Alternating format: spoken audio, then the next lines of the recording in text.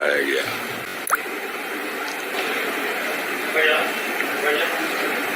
समय आएगा तो आप देखिएगा पूरी तरह से हमारे पास पुख्ता सबूत है कि उनको जहर दे करके मारा गया है और एक दुर्दांत अपराधी को बचाने के लिए पूरी सरकार और उसकी मशीनरी इतना बड़ा षड्यंत्र कर सकती है।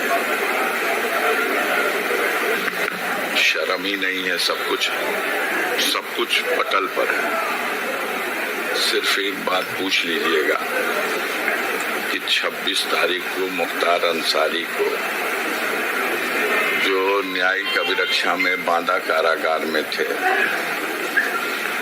उनको मेडिकल कॉलेज क्या भेजा था? कोई सैर करने की तो जगह थी नहीं। सुपरिटेंडेंट कहते हैं हमने 2 बजे उनको भेज दिया क्योंकि हमें डॉक्टरों ने सलाह दिया। 3 डॉक्टरों के पैनल ने कहा कि इनकी हालत सीरियस है, इन्हें मेडिकल कॉलेज भेजा जाए।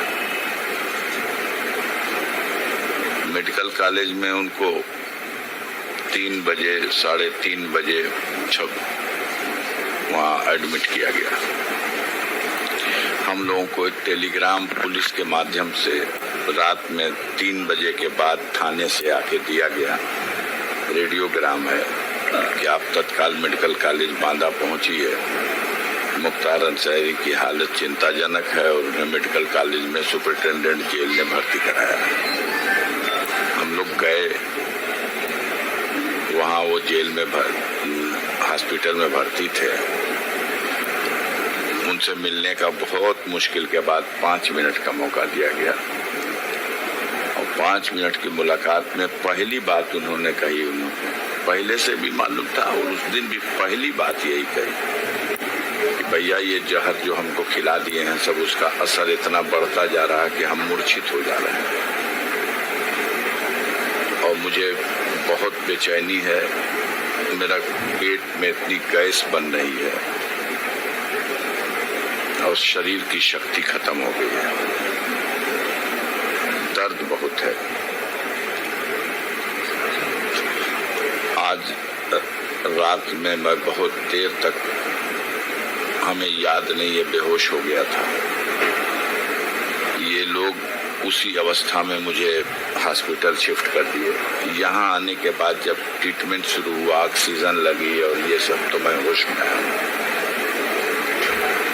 हमने डॉक्टर से पूछा कि कैसे, कौन इलाज कर रहा, तो 2 लोग तो वो मेरे सामने लाए गए जो फार्मासिस्ट थे और एक डॉक्टर जो आए, उन्होंने बताया कि मैं सर्जन हूँ, हार्निया का सर्जन। तुमने कहा मुख्तार अंसारी के केस में क्या है? कह देखिए, मैं एक सर्जन हूँ और सर्जन की हैसियत से मैं ये कह रहा हूँ कि इनका कोई सर्जरी का केस नहीं है। तो उसने अपनी बात ढकी अंदाज में कह दिया। मैंने कहा प्रिंसिपल साहब से बात करा दीजिए, मुलाकात करा दीजिए। बताया गया 10 मिनट बाद प्रिंसिपल साहब मिल लेंगे। 10 मिनट बाद कह दिया गया प्रिंसिपल साहब, मेडिकल कॉलेज के प्रिंसिपल, मिलेंगे नहीं, फोन पे बात करेंगे। हमका फोन पे बात करा दिए। 10 मिनट बाद फिर कह दिया गया कि नहीं, फोन पे भी बात नहीं कर सकते। तो हमने कहा कि तो ठीक है, टेलीफोन नंबर उनका दे दीजिए। बताया गया कि नहीं, वर्जित है, यहाँ किसी का टेलीफोन नंबर कहीं किसी को नहीं दिया सकता। हमने कहा मेडिकल ऑफिसर है, मैं एक रिस्पॉन्सिबल पर्सन हूँ। हम लोगों को डायरी में लिख करके सूचना आयोग पूरे प्रदेश और देश भर के सारे अधिकारियों का नंबर खुद ही छप के देता है और ये कौन सी गोपनीय चीज है कि वो अपना नंबर नहीं दे सकते। हम अगर चले जाए, मुलाकात का समय पूरा हो गया, तो हम बाद में ही उनसे पूछ लेंगे कि खैरियत क्या है मेरे भाई की। तो उन्होंने कहा सर नंबर नहीं दे सकते, हम लोगों को प्रतिबंधित किया गया है। फिर हमने कहा कि एक रिक्वेस्ट मेरी है कि अगर आपके काबू करना हो तो समय रहते इसको कहीं रिफर कर दीजिएगा जहां इसका इलाज हो जाए। तो उन्होंने कहा कि हम हम उम्मीद है करते हैं कि 3-4 दिन में हम इनको नियंत्रण में कर लेंगे, मतलब इनकी जो अस्वस्थता है उसको हम काबू में कर लेंगे। हमने कहा ठीक है डॉक्टर साहब आप कर लीजिए, हम संतुष्ट हैं, लेकिन अगर आपको आभास हो कि अब मेरे हाथ से निकल रहा तो समय रहते हुए कहीं रिफर करिएगा। ऐसा न हो कि आप ऐसे समय रेफर करें कि कहीं कोई जाके भी कुछ न लाभ मिले। तो उन्होंने कहा कि ठीक है हम आपकी बात समझ गए। मैं मिल के वहां से आ रहा हूं और 2 घंटे के अंदर उस डॉक्टर से लिखवाया गया ये मरीज फिट है।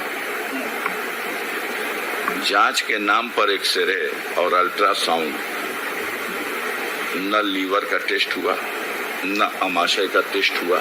जहर कहाँ लक्षण मिलेगा? 2 ही जगह है, कोई टेस्ट नहीं। और न टेस्ट किया कोई बात नहीं, एक मरीज आ रहा उसको आईसीयू में रखते हैं आप,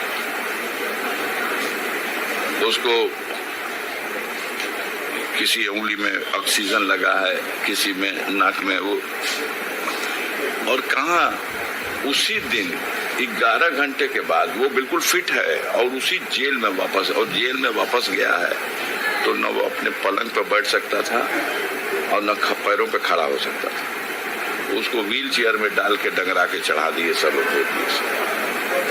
और ये जो 24 घंटा वहां रहे, फिर उन लोगों ने मीडिया को ब्रीफ किया, सूचना आयोग के लोगों ने, कि मुख्तार बिल्कुल फिट है, सारे जांच से वो कोई कमी नहीं, किसी चालाकी से इस तरह का एक कोई ड्रामा रचा गया था उनके बीमार होने का।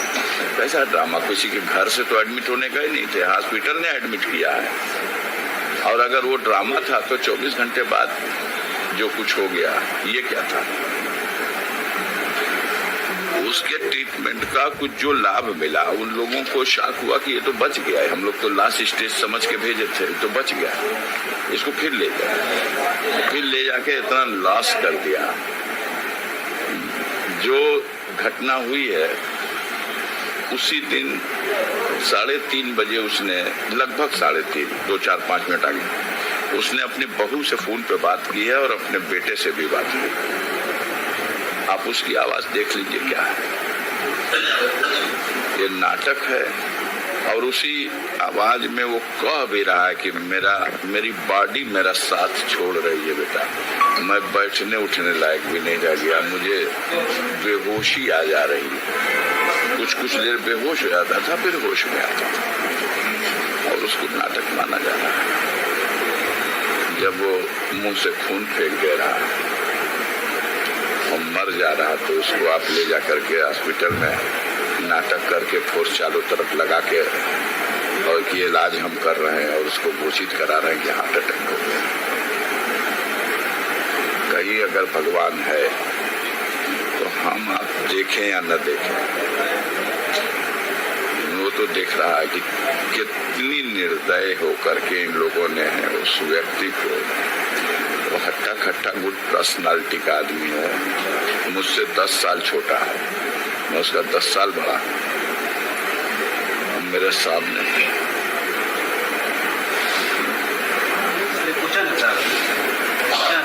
क्या सरकार मनमानी कर रही है? किसी को अगर ये नियमानुसार लग रहा है तो लगे। आम जनता तो इसे मान रही है कि बिल्कुल मनमानी करके, दुरुपयोग अपने अधिकार का करके, साजिश करके दुर्दांत अपराधी को बचाने के लिए इनकी हत्या की गई है। इसका राजनीतिक लाभ भी, अब अभी राजनीतिक लाभ तो क्या मिलेगा उनको? तो आएंगे तो अपना बुलडोजर लेके आएंगे, कहेंगे कि हमने मिट्टी में मिला दिया। अब हमारे धर्म के अनुसार किसी की मौत होती है तो उसको मिट्टी में दफन किया जाता है, और मिट्टी में दफन होने की प्रक्रिया को अगर कोई कहे कि मैं मिट्टी में मिला दिया, हमारे हिंदू भाई जब मृत्यु हो जाती है तो उनका दाह संस्कार किया जाता है। अब कोई कहे कि हम तो इसको आग में जला दिया, तो ये तो जले पे नमक छिड़कना है और क्या है। ये तो एक प्रक्रिया और परंपरा है, धार्मिक रीति रिवाज है। आप लीगल बैटल में जा रहे हैं? जाएंगे भैया, हम अपने लीगल टीम से मशवरा करेंगे। अभी तो हम लोग इस हालत में ही नहीं, मर्माहत है पूरा परिवार। 3 दिन सोच लीजिए कि न किसी ने खाया है, न पिया है, न कहीं नहाया है, न धोया है, न शौच हो किया है। कोई लाश आ रही, खबर तो उसी दिन आ गई ना कि मौत हो गई। तो ओवरऑल सिचुएशन बना था, जैसे अब्बास पार्टिसिपेट नहीं कर पाए इसमें।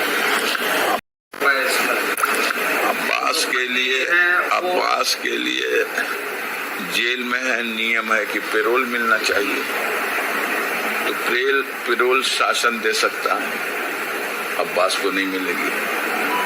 डीएम दे सकता है, अब्बास को नहीं मिलेगी। न्यायालय का सहारा था, न्यायालय में डाली गई दरखास्त। हाई कोर्ट के जज साहब बैठे ही नहीं।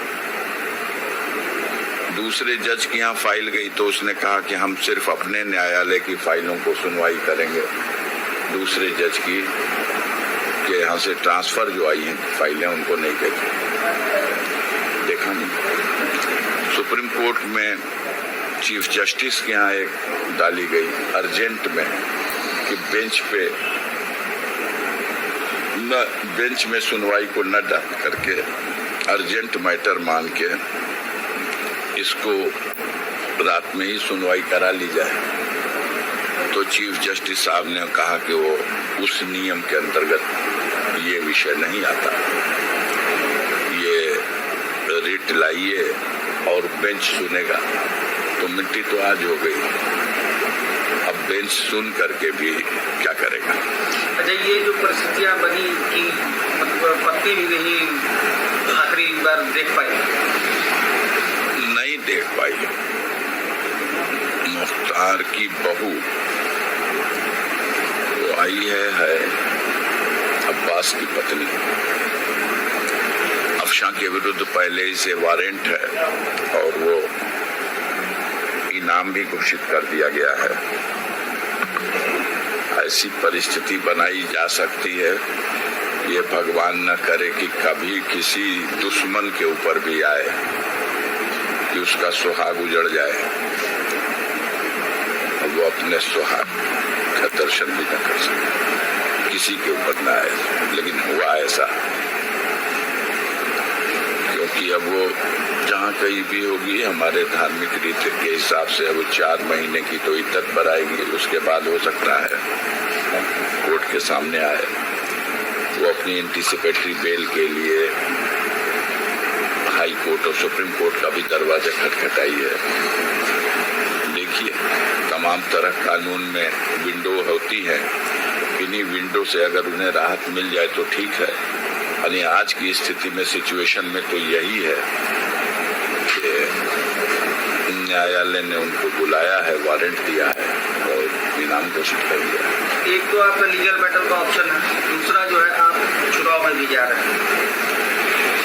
चुनाव में तो हमने आपको बताया कि मेरा परिवार आज हमारे से राजनीति में नहीं जन्म हुआ है।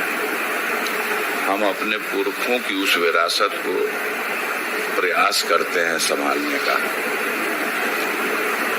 हमारे पुरखे थे डॉक्टर मुख्तार अहमद अंसारी, ये तस्वीर लगी है उनकी। जब देश गुलाम था तो 1926-27 में ये इंडियन नेशनल कांग्रेस के प्रेसिडेंट थे। जब इस देश में मोहम्मद अली जिन्ना ने मुस्लिम लीग की स्थापना करके और देश में एक अलगाववादी सोच को बढ़ावा देने का काम किया था, तब हमारे पूर्वज उन दिनों देश की एक जहती के लिए, भाईचारा बना रहे, इसके लिए इतना सक्रिय रहे कि महात्मा गांधी ने प्रस्तावित करके डॉक्टर अंसारी का नाम प्रेसिडेंट पद के लिए लाया था और मिस्टर केलकर दूसरे कैंडिडेट थे जिनसे चुनाव हुआ था और 42वें राष्ट्रीय अध्यक्ष डॉक्टर अंसारी चुने गए थे। इनके चुने जाने के बाद वो मिशन जो मोहम्मद अली जिन्ना चला रहे थे उसे उन्होंने खुद अपनी पुस्तक में लिखा है कि जब डॉक्टर अंसारी प्रेसिडेंट थे तो मेरे मिशन को बहुत बड़ा धक्का लगा था। तो पूर्वजों की जो कुर्बानी थी वो देश को आजाद कराने के लिए थी। हम फख्र से कह सकते हैं कि हमसे पहले भी हमारे परिवार में डॉक्टर शौकतुल्लाह अंसारी राज्यसभा के भी एमपी रहे, लोकसभा के भी एमपी रहे। फरीदुल हक अंसारी जो प्रजा सोशलिस्ट पार्टी के फाउंडर थे, वो 2 बार राज्यसभा के एमपी रहे। हमारे पूर्वजों में हम तो बिल्कुल इस दौर की कड़ी हैं। पहले इससे बहुत शानदार इतिहास है। डॉक्टर अहमद साहब थे जो केरल हाई कोर्ट के चीफ जस्टिस के पद को सुशोभित किए। आसिफ अंसारी साहब थे जो इलाहाबाद हाई कोर्ट के जस्टिस थे। ब्रिगेडियर उस्मान साहब थे जिन्होंने मातृभूमि की रक्षा में कश्मीर की सीमा पर मोहम्मद अली के जीना के प्रस्ताव को ठोकर मार दी और भारतीय सेना के नायक की हैसियत से नौशेरा घाटी और झांगर घाटी को फिर से भारतीय सेना को जीतने में सफलता दिलाई और कुर्बान हो गए। उन्हें मरने के बाद महावीर चक्र मिला। एक शानदार इतिहास है और आपका भी खुद का भी एक जीत का ट्रेंड रहा है। हम और तो उसके बाद एक हालात ये बने कि आपको लूज करना पड़ा अपना मेंबरशिप जो है पार्लियामेंट का। तो अब जो हालात बने हैं उन हालात में जब आप लोकसभा चुनाव में जा रहे हैं, उससे पहले आपके साथ काफी चीजें हो चुकी हैं। आपकी सदस्यता गई, आपके आयोग बना दिए गए। हाँ, और उसके बाद अभी ये घटना हो गई। उसी का परिणाम ये था कि मेरी सदस्यता जिस षड्यंत्र के तहत जिस केस में मुझे सजा कराई गई, उसका आधार केस जो था वो केस छूट चुका है। लेकिन फिर भी मेरी सजा हुई तो उस सजा के आदेश की आलोचना करने का तो कोई मतलब नहीं है, उसकी अपील करने का रास्ता है। कानून में हम अपील में गए, अपील में मुझे जमानत भी मिली और माननीय सर्वोच्च न्यायालय ने गाजीपुर की कोर्ट से मेरे विरुद्ध सजा के दिए गए उस 4 साल के आदेश को मेरी अपील के निस्तारण तक के लिए सस्पेंड कर दिया। तो मैं अपने पद पर पदस्थापित भी हो गया। लोकसभा से अधिसूचना जारी करके मुझे फिर से सांसद का पद और दूसरी तरफ चुनाव आयोग की अयोग्यता भी समाप्त हो गई, मैं योग्य हो गया। उसी का परिणाम है कि भारतीय जनता पार्टी गाजीपुर में कैंडिडेट का नाम अनाउंस नहीं कर पा रही, क्योंकि वो तो सोच लिए थे कि ये तो अब लड़ना नहीं है इनको, तो जब इनको लड़ना नहीं है तो चलो कैसे भी कर लेंगे। लेकिन अब उनके लिए एक बड़ी चुनौती है। हमारे बाजू की सीट है, नरेंद्र मोदी जी चुनाव लड़ते हैं, सारे बड़े दिग्गज उनके यहाँ हैं और घबराहट है, परेशानी है। सारे षड्यंत्र उसी के लिए थे कि मुझे लड़ने योग्य न रखने दिया जाए। मैं लड़ने योग्य भी हो गया और गाजीपुर की जनता इतने मूड में है कि इस बार सारा रिकॉर्ड टूट जाएगा, कैंडिडेट चाहे जिसको लाए। क्योंकि जुल्म अत्याचार तो सरकार अपने तंत्र का दुरुपयोग करके कर सकती है, लेकिन ये जो जनता है, ये जो गरीब लोग हैं, ये हमेशा सत्य के पक्ष में खड़े होते हैं। और देख लीजिएगा गाजीपुर का अंदरूनी रहस्य यही सामने आएगा कि ये अंदर की बात है, गरीब हमारे साथ है और चुनाव का परिणाम गाजीपुर का मोदी जी को शर्मिंदा करेगा। लड़ रहे हैं बगल में वो भी, हम भी लड़ रहे हैं। देखिएगा, लाए कैंडिडेट पहले लाए। उनका दावा तो 400 के पार जा रहा है। हाँ भैया, वो लोग 400 के पार है, यहाँ 80 में 80, लेकिन पूर्वांचल में औकात नापने भर हैं हम।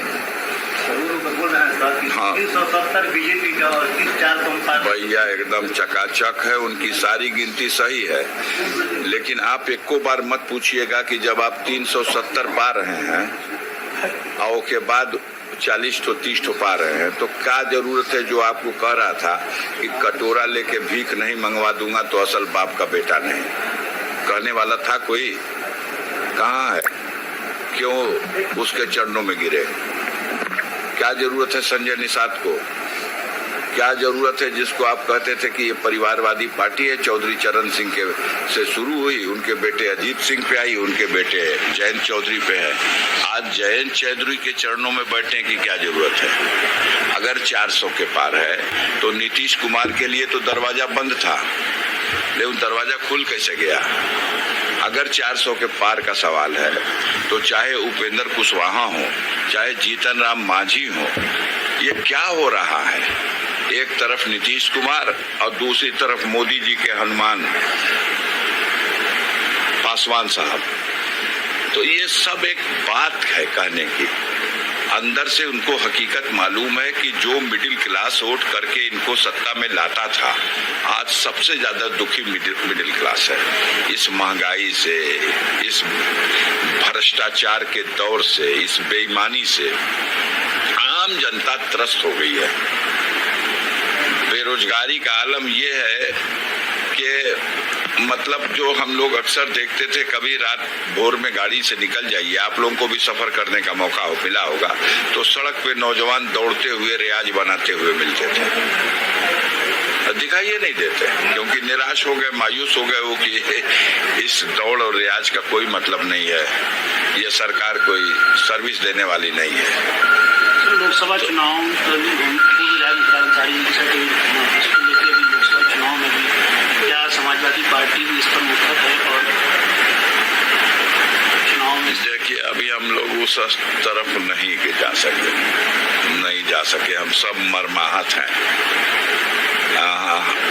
हमारे परिवार का एक हीरा निकल गया है और मीडिया के भाई सरकार की मंशा के अनुसार जितनी गंदी संज्ञा देके मुख्तार अंसारी को पुकार हुए, जितनी बुराइयां उसके नाम से लिख दें, लेकिन गरीबों के दिलों पे उसका राज था। मुरली मनोहर जोशी भारतीय जनता पार्टी के राष्ट्रीय अध्यक्ष रहे हैं, चोटी के बहुत बड़े नेता रहे हैं और बनारस की धरती पर मुख्तार अंसारी और मुरली मनोहर जोशी का लड़ाई हुई थी, बहुत मामूली से वोटों से। 2 विधानसभा में,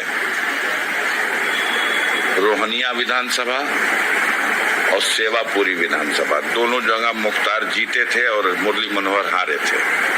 शहर जब आया तो शहर में कैंट मुरली मनोहर जोशी को जीतना था, जीते, लेकिन उत्तरी दक्षिणी उस समय एक समद साहब एमएलए होते थे सपा के, और वो सारी ताकत लगा दिए लोग, नहीं तो एक सीट उत्तरी हम लोगों को और लीड होनी थी, वो हमारी लीड नहीं हो सकी। और 1 बजे के बाद जो कांग्रेस पार्टी के उम्मीदवार थे, राजेश मिश्रा या और भी जो कोई उम्मीदवार थे, ये लोग खुद ही कहने लगे फुल कोड दे दो, फुल कोड दे दो, नहीं जीत जाएगा मुख्तार। अब अगर लोकप्रिय नहीं था तो क्या उसका दबदबा था? जब वो जेल में है, वो जेल में लड़के लड़ा था, कोर्ट ने, हम लोगों के वकील ने दरखास्त दी तो कोर्ट ने कहा था कि आपने 10 दिन का पेरोल मांगा है, हम इसको 3 दिन के पेरोल देने पे विचार करेंगे, आप एप्लीकेशन दुरुस्त करिए। 3 दिन के पेरोल की एप्लीकेशन दी गई, तब उन्होंने कहा 2 दिन का। बहस सुन के जजमेंट रिजर्व किया, 2 दिन का पेरोल मिल गया होता तो मुरली मनोहर जोशी सब होने के बाद भी हार जाते। हम लोगों ने रोड शो का मैप तैयार कर लिया था, किस तरह से उसको सिर्फ एक रोड शो करा देंगे 2 दिन में 5 विधानसभा में। घोसी लोकसभा क्षेत्र, अपने जमाने के कद्दावर नेता रहे हैं कल्पनाथ राय, काबीना मंत्री रहा करते थे, श्रीमती इंदिरा जी के बहुत खास मंत्रियों में से थे। और काबीना मंत्री कल्पनाथ राय के खिलाफ 1995 में मुख्तार इसी घोसी लोकसभा सीट से चुनाव लड़ गया और 3 विधानसभा में उनको हरा दिया। उस समय सगड़ी भी इसी में था और हारे कहाँ? मऊ सदर से हार गए, मऊ सदर विधानसभा में, और गोना मोहम्मदाबाद में वो हार गए और 3 जगह जीत करके भी उनके मुकाबले 12,000 वोट से हार गए, जेल में थे। और कल्पनाथ राय बहुत बड़ी हस्ती थी उस धरती के लिए। तो इस तरह की स्थिति, अब हम उसको कितना भी कीचड़ फेंकें, अगर हमारे कीचड़ फेंकने का उन मत देने वालों पे असर होता तो एक आदमी जेल में है और 4 बार विधानसभा का चुनाव जीत रहा है, पर्चा भरने भी नहीं आता। उसका एजेंट जाके जेलर से दस्तखत करा के पर्चा भरता है और जनता उसको वोट देके जिताती है। मत स्वीकार करे कोई संज्ञा आप दे सकते हो। हम मानते हैं कि मुख्तार अंसारी को कोई शंकराचार्य नहीं मानेगा, लेकिन जितनी बदनामियां हैं उसकी कभी समीक्षा आपने नहीं की। अब तो वो दुनिया में नहीं है। हम आपको कहते हैं और साधारण ढंग से कहेंगे तो आप उसे गंभीरता नहीं लेंगे, इसलिए चुनौती देके कहते हैं मीडिया को कि अब तो मुख्तार मर गए, कहानी बंद। लेकिन आज की डेट में जो आप रोज लिखते थे कि 60-65 मुकदमे उसके खिलाफ हैं, आप सिर्फ इतना मांग लो कि जो जितना भी 60-65-70 जितना मुकदमा बता रहे हो, इनमें कई मुकदमा ऐसा है जो मुख्तार के जेल में जाने से पहले का उसके ऊपर है। मांग लीजिए। आज की डेट में 99% वही मुकदमे हैं जो मुख्तार जेल में है और जेल में रहने के दौरान उसके ऊपर बाहर से लिखे गए हैं कि मुख्तार ने साजिश करके ये कर दिया, ये करा दिया, ये कर दिया, ये करा दिया, ये। तो भाई आपकी कागज है, आपकी सरकार है, आपकी कलम है, जो चाहे लिखवा दो। जेल में एक आदमी है 18.5 साल हो गया लगातार। 25 अक्टूबर सन 2005 को जेल में गए। अब 6 महीना बाकी है 25 अक्टूबर को, 18.5 साल। और इसके पहले 2 बार में और मिला के वो 3.5 साल और जेल में रहे। एक बार दिल्ली में टांडा का मुकदमा उनके ऊपर कायम हुआ, पंचकूला से उन्हें पकड़ा गया था और दिल्ली में टांडा में लाके बंद कर दिया गया था। 2.5 साल बंद रहे। जब टांडा खत्म हुआ तब भी निकल पाए। एक बार और, तो वो कुल मिला के अपने जीवन का 24 साल तो जेल में ही बिता दिए। और 24 साल जेल में बिता दिए। अगर आप लोग सुबह से आए रहे होंगे तो आपको आभास हुआ होगा कि ये किसी रैली के लिए जुटाई गई भीड़ नहीं थी कि गाड़ी घोड़ा ट्रैक्टर और बस और खाने का पैकेट और किसी को सुविधा किसी की ठेकेदार के माध्यम से बुलाया गया। सब अपने भागे चले आए हैं, धक्का खाए हैं। कब सही देख रहे थे?